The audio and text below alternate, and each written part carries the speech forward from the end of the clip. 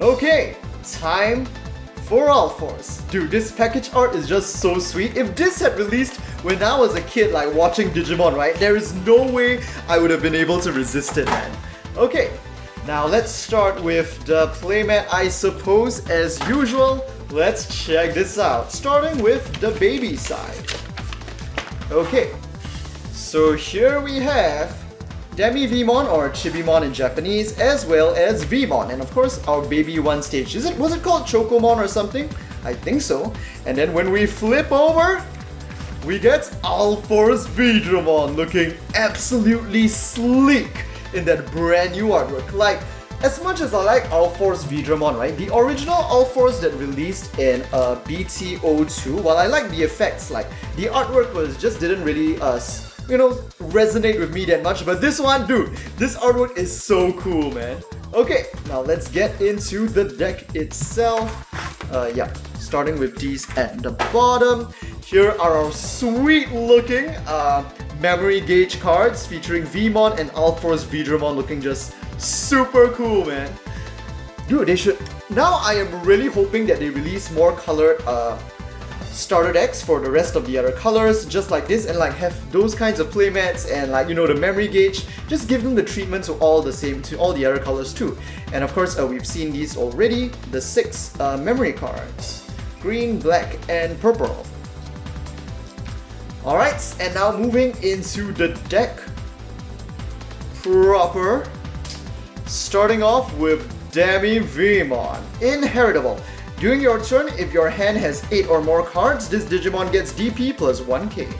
Yep, so going with the new gimmick of this UlForce, where having 8 or more cards in your hand is a nice benefit. Elekimon, new reprint alt art vanilla. Basically essentially a blue counterpart to the Monodramon of the other deck. New Gabumon on Inheritable. Both players' turns, if your hand is at 8 or more cards, this Digimon gets plus 1k DP. Nice that it triggers during the opponent's turn as well, because it will protect your UlForce from being taken by the opponents. And here we have a new Dracomon. On play, reveal the top 3 cards of your deck and add 1 Digimon with Dramon and its name from among them to your hand. Return the remaining cards in any order to the bottom of your deck. Very useful tech, and of course it will literally search your entire Veedramon line since they all have Dramon in their names. And I mean, man, the possibilities of this Dracomon are just endless. It could be used in like so many Dramon decks moving forward as well. Okay, starting off, we have Vmon. Does it have the... Yes, it has basically...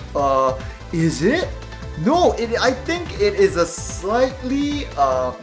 honestly, it's quite hard to say if it is the same exact foil as the SR Gilmon. Okay, let's do a quick comparison here, and as you can see, your foiling is different. Gilmon, right, kind of has like this glittery texture, and like it has some sunbeams shining in from the top left, whereas Vmon, it just kind of has like rays of light shining out from the center in a kind of like radial pattern. Dude, it is so cool that they've like come up with separate foiling patterns even for these 2 decks, man. Come on, Bandai! How much money do you want to make me spend?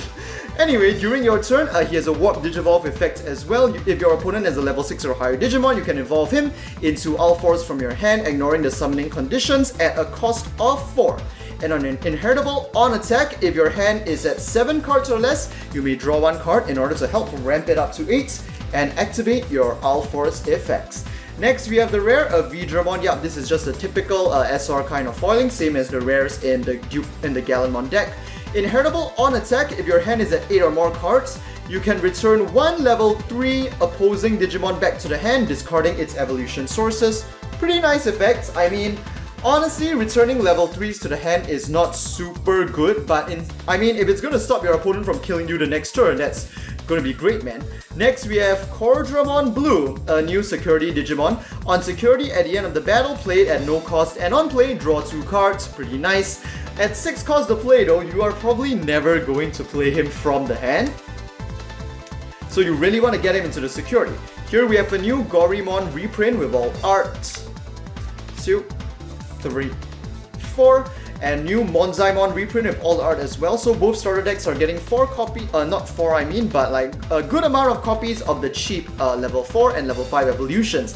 And here we have Wingdramon finally making its debut in the DCG. Unfortunately though, it doesn't really have that cool of an effect. It is just a level 5 blocker, which is pretty interesting. So the Gallimon deck gets rookie blockers, whereas the UlforceVeedramon deck gets ultimate level blockers. So I'm not too sure what this means, but I guess there's no point giving blue a rookie blocker in the start decks because they already have one in the form of Monmon, back from I think BT01, the very first set. Now here we have UlforceVeedramon with jamming and inheritable during your turn. If your hand is at 8 or more cards, this Digimon gets security attack +1. I mean, nothing to complain about there. Just a good effect overall. And just like War Growlmon, we are getting 4 copies of that. And here we have the new Slayerdramon making his debut in the DCG as well, with a super epic looking artwork. But unfortunately, he's just a rare here. I believe we'll probably get a more intense version of him in the future. On evolve, during this turn, this Digimon gets security attack +1, and during your turn, this Digimon cannot be blocked. As a 3 cost to evolve, this is just all around a really good and interesting card that I think we'll just see play in general. You know, it's just nice tech to have to just get that additional unblockable smash on the opponent for blue decks, which tend to kind of be lacking in offense just a bit sometimes.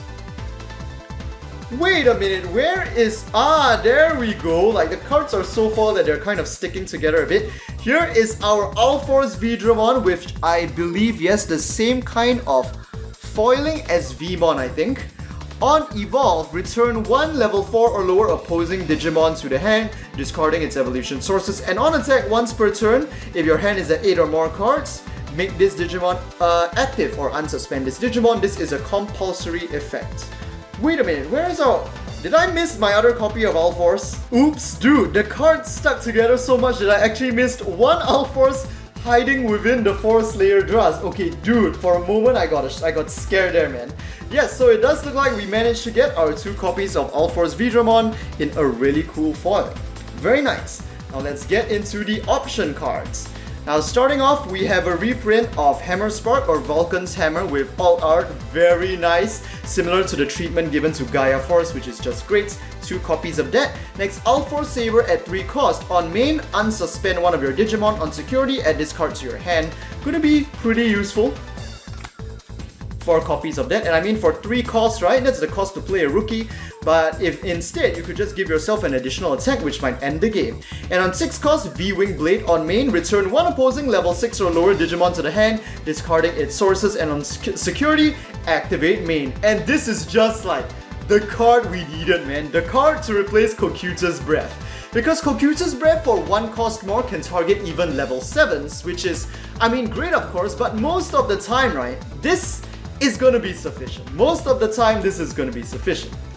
So here we have 4 copies of V-Wing Blade, and we are just ending off with our rule cards. And with that, that was the UlforceVeedramon deck. Before we end off, let me show you guys the other 2 sleeves. So first, we have this awesome design by the same artist who drew the original Digitama sleeves.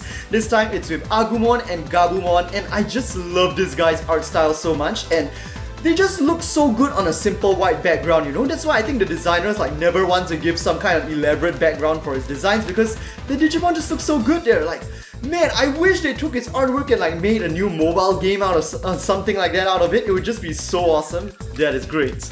And the other one is a Machinedramon themed sleeve where we have a bunch of villainous machine type Digimon. Andromon, Metal Tyrannomon, Megadramon, probably Virus Metal Greymon, and Machinedramon himself going berserk in the background, looking awesome, man. And I don't know. Hopefully one day we'll get an even better version of Mugendramon as a card, a Machinedramon as a card where I can use these sleeves. So with that, those were the new Gallimon and UlForce start decks. I hope you guys enjoyed watching this video as much as I enjoyed filming it. Do leave a comment and don't forget to subscribe for more Digimon card game, booster box and product openings on the day of release. And with that, I'll see you guys in the next Digimon video.